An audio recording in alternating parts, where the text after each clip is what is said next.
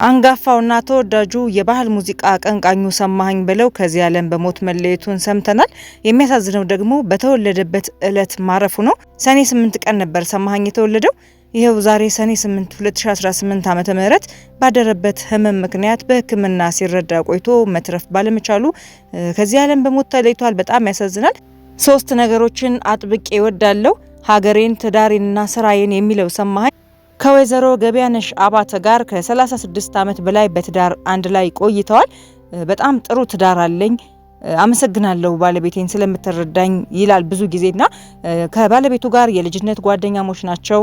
አንድ ላይ ነው የተማሩት፣ የሰፈር ልጆችም ናቸው። ከ5 ዓመት በፊት በሰጠው ቃለ መጠይቅ 3 ወንድ ልጆች አሉኝ፣ ቢኒያም፣ አብርሃምና እስራኤል ይባላሉ። ሁሉም ስራ ይዘውልኛል፣ ተምረው ጨርሰዋል ሲል ሰማኸኝ ተናግሮ ነበረ። ዛሬ ደግሞ አንዳንድ የዜና ምንጮች 4 ልጆች አሉት ሰማኸኝ ሲሉ ተመልክቻለሁ።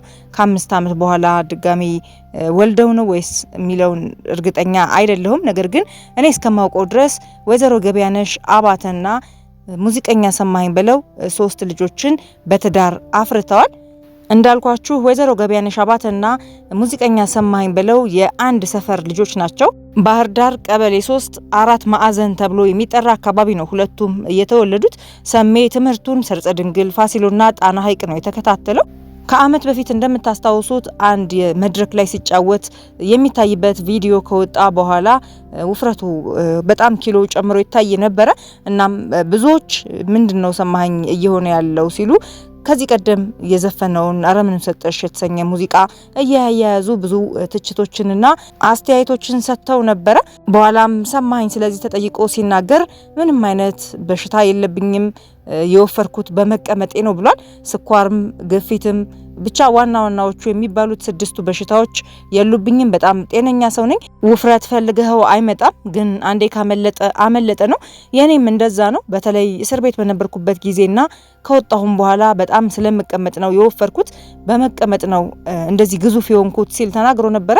እናም በከፍተኛ ሁኔታ 115 ኪሎ ገብቶ እንደነበረና አሁን ላይ እየቀነሰ እንደነበረ ከአመት በፊት በሰጠው ቃለ መጠይቅ ላይ ተናግሮ ነበረ። ያው ውፍረቱ ያን ያህል ህዝቡ እንደሚለው አያሳስበኝም፣ ቀስ እያለ ይቀንሳል፣ ያን ያህል የሚያስጨንቀኝ አይደለም፣ በወፍርም ከዚህ በላይ ምንም ያን ያህል አያሳቀቀኝም ሲል ሰምተነው ነበረ። ሰሜ ከሙዚቃው ጎን ለጎንም የሚታወቅባቸው 2 የአዲስ አበባ መጠሪያ ቦታዎች አሉ በስሙ የሚጠሩ። ቡልቡላ አካባቢ ሰማኸኝ ሰፈር የሚባል ቦታ አለ። እንዲሁም ደግሞ ባምቢስ ያለው ድልድይ የሰማኸኝ ድልድይ ተብሎ ይጠራል። ቡልቡላ አካባቢ በ1995 ዓመተ ምህረት ነበር የገባው። በወቅቱ ቡልቡላ ብዙ የመኖሪያ ሰፈር ያልነበረ፣ እርሻዎች ያሉበት፣ መንገድን በስነ ስርዓቱ ያልወጣለት ነበረ፣ ውሃም አልነበረም። ነገር ግን ሰሜ እዛ አካባቢ ገብቶ ሰፈሩን ካለሙት መካከል አንዱ ነው። ያው ሰፈሩን ቆርቆሮታል ማለት ይቻላል። በዚህም የተነሳ አሁንም ድረስ ሰፈሩ ሰማኸኝ ሰፈር ተብሎ ነው የሚጠራው። ባምቢስ ድልድይ ላይም አሰቃቂ የመኪና አደጋ ደርሶበት ተርፏል። ቀላል ጉዳት ነበር የደረሰበት። ከዛ በኋላ ላይ ግን ድልድዩ ሰሜ ድልድይ እየተባለ ይጠራል በተለምዶ። መሳቅ፣ መጫወት፣ መቀለድ የሚወደውና ሲጫወትም አፍ የማያስከድነው ባህላዊ ሙዚቃ ላይ ስሙ የሚጠራው ሰማኸኝ በለው ገና በልጅነቱ ነበር የሙዚቃ ፍቅር ያደረበት።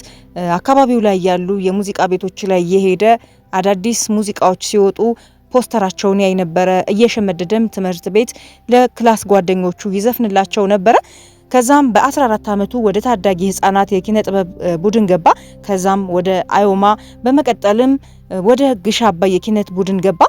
ወደ ግሽ አባይ የኪነት ቡድን የገባው በ1978 ህዳር 11 ቀን ግሽ አባይ ኪነት ቡድን ማስታወቂያ ሲያወጣ ተወዳድሮ በአንደኝነት ወጥቶ ነው የተቀላቀለው ግሽ አባይን። በኋላም የመጀመሪያ አልበሙን ሲሰራ ፍቃድ ስለከለከሉት ጠፍቶ ወደ አዲስ አበባ መጥቶ ክለብ መስራት ጀመረ። ግሽ አባዮች ያልፈቀዱለት ጠፍተህ ትቀራለህ በሚል ነው። ምክንያቱም ይሁኔ በላይም ቀደም ብሎ ወጥቶ ጠፍቶ ቀርቶ ነበረ፣ አልተመለሰም ወደ ቡድኑ። እናም ሰማኸኝ ሲከለክሉት ጠፍቶ ወደ አዲስ አበባ መጣ። ክለብ እየሰራ አገኙትና አስረው ወሰዱት። እንደገና ጠፋቸው። ለ3 ጊዜ ያህል እየጠፋ እየመጣ ካስቸገራቸው በኋላ ግራር የሚባል ፒያሳ ላይ የሚገኝ ሆቴል ውስጥ እየዘፈነ ባለበት የግሽ አባይ አለቃው ፊት ለፊቱ ቁጭ ብለው ያያል። ደንግጦ ሮጦ በመስኮት አመለጠ። በኋላም ጋርዳቸው ተከትሎ ያዘውና ለምንድነው የምትሮጠው ቁም ሲለው እባክህን ተወኝ፣ አብረን አልበላንም፣ አብረን አልጠጣንም፣ ጠላ አረቄ ጠጥተናል፣ እባክህ ተወኝ፣ በቃ ልስራበት ልቀየር ብሎ ይጠይቀዋል። አረባክህ እኛም ጠፍተን የመጣ ነው ኢህአዴግ አምቦ ደርሳለች በቃ ልትቆጣጠረው ነው ኢትዮጵያን ስለዚህ እኛም ጠፍተን ነው ዝም ብለ ዘፈን ይለዋል ተመልሶ ወደ ክለቡ መዝፈን ይጀምራልና በወቅቱ አለቃውን ደንግጦ ፈርቶ ስለነበረ የዘፈነው ዘፈን በጣም ያስቅ ነበር ልክ ሲገባ ዘፈኑ ተጠፋብኝ የኔ አበባ ነሽ የመድኃኒዓለም ያለሽ ተዋብሮ የመድኃኒዓለም ያለሽ ምን አይነት ዘፈን ነው የመድኃኒዓለም ያለሽ ከግሽ አባይ የተነሳው ሰማኸኝ በለው በጣም ብዙ ቆንጆ ባህላዊ ሙዚቃዎችን አበርክቶልናል የባህል ሙዚቃ አድማጮች ብቻ ሳይሆኑ ዘመናዊ ሙዚቃ የሚወዱ ሰዎችም የሰሜን ሙዚቃዎች ይሰማሉ ደቦትን እንስራ አረባላገር ዘናበይ አረበዛ ዝናቡን ማለት አረምኑን ሰጠሽ ይያልን የምንጠራው ማለት ነው ያዥኝ ብቻ በጣም ብዙ ቆንጆ የሆኑ ነጠላ ዜማዎችን እንዲሁም ደግሞ አልበሞችን አበርክቶልናል ሰሜ አረባላገር በተሰኘ የሙዚቃ ስራው የተነሳም ሰሚ ባላገሩ እየተባለ ይጠራል ሙዚቃዎቹ ዘመናዊ ሽሬ ናቸው በተለይ ደግሞ ደቦትን እንስራ የተሰኘው ባህላዊ ሙዚቃው ለመስቀል ደመራ ብዙ ጊዜ በቴሌቪዥን መስኮቶቻችን የምናየው የምንሰማው ዘመናዊ ሽሬ ሙዚቃ ነው በመድረክ ላይም ሆነ በሙዚቃ ቪዲዮዎቹ ላይ ስሜታዊ ሆኖ በተለየ የአካል እንቅስቃሴው ሲወዛወዝ እናውቀዋለን ሞት ክፉ ነው አይለመድም በተደጋጋሚ ብዙ የምንወዳቸውን ሰዎች ከጉያችን እየወሰደ ነጥቆናል ከቤተሰቦቻችን በተጨማሪ የምንወዳቸው ሙዚቀኞች ታዋቂ ሰዎች ሲሞቱ የጋራ ሀዘን ይሆናልና የሰሜም አንዱ ነው በሁላችንም ዘንድ የሚወደድ ነበር ቢባል የሚካድ አይደለም በተለየ እንቅስቃሴው በተለየ የድምጽ ቃናው እንዲሁም ደግሞ ስሜታዊ ሆኖ ሲዘፍን ለሙዚቃ ባለው ፍቅሩ እናውቀዋለን ሰሜን በነገራችን ላይ ሰሜ ከዚህ ቀደም ከሙዚቃው ጎን ለጎንም ቲያትር ላይ ይሰራ ነበር አንድ ቲያትር ልጅ ሆኜ አስታውሳለሁኝና ተወናው ላይም ባይገፋበትም ቆንጆ የሆነ ተሰጥኦ ነበረው የሙዚቃ ቪዲዮዎቹም ላይ ይሄንን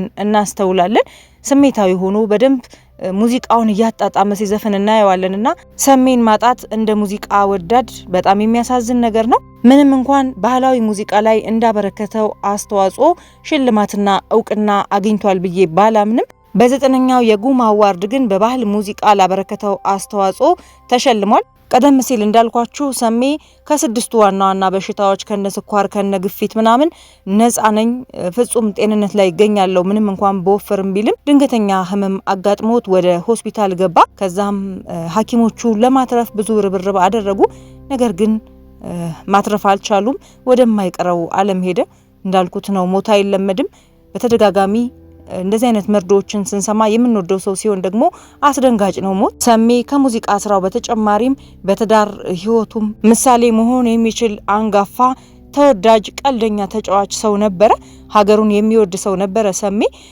ያሳዝናል እንግዲህ በተወለደበት ዕለት ነው ሰኔ 8 2018 ያረፈው ለቤተሰቦቹ ለወዳጅ ዘመዶቹ ለአድናቂዎቹ በሙሉ መጽናናትን እመኛለሁ